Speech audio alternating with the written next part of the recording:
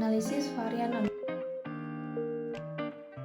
statistika yang untuk menganalisis perbedaan rata-rata antara dua atau lebih kelompok.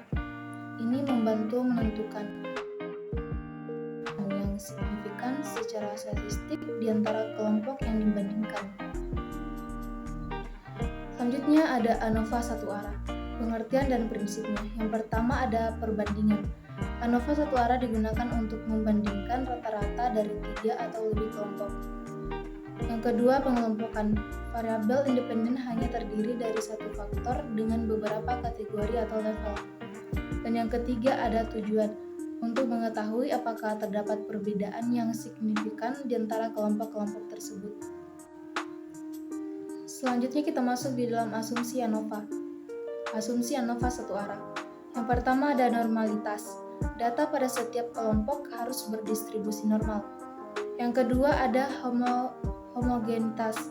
Variasi data pada setiap kelompok harus homogen. Dan yang ketiga ada independensi. Observasi dalam setiap kelompok harus saling independen. Selanjutnya kita masuk di dalam langkah-langkah melakukan ANOVA satu arah. Yang pertama ada hipotesis, merumuskan hipotesis nol dan hipotesis alternatif. Yang kedua ada hitung F.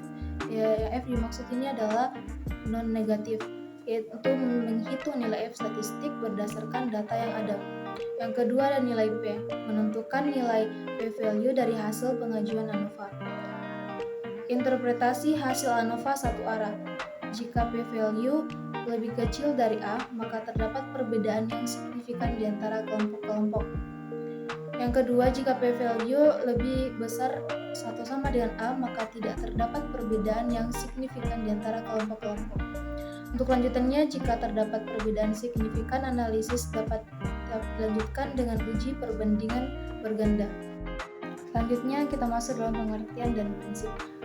Yang pertama, perbandingan. ANOVA dua arah digunakan untuk membandingkan rata-rata dari 3 atau lebih kelompok dengan 2 faktor. Kemudian ada pengelompokan. Variabel independen terdiri dari 2 faktor, masing-masing dengan beberapa kategori atau level. Dan yang ketiga ada tujuan, untuk mengetahui apakah terdapat perbedaan yang signifikan pada kedua faktor dan interaksi antara keduanya. Selanjutnya kita masuk dalam asumsi ANOVA dua arah. Yang pertama ada normalitas. Data pada setiap kombinasi kelompok harus berdistribusi normal. Yang kedua homogenitas. Variansi data pada setiap kombinasi kelompok harus homogen. Yang ketiga ada independensi. Observasi dalam setiap kombinasi kelompok harus saling independen. Kemudian langkah-langkah melakukan ANOVA dua arah dan interpretasi hasil. Yang pertama ada langkah hipotesis. Tujuannya untuk merumuskan hipotesis nol dan hipotesis alternatif untuk masing-masing faktor dan interaksi.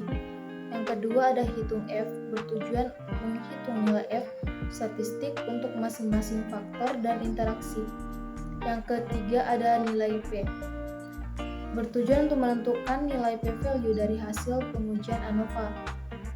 Yang ketiga ada interpretasi, bertujuan menarik kesimpulan berdasarkan nilai P-value untuk mengetahui ada tidaknya efek signifikan.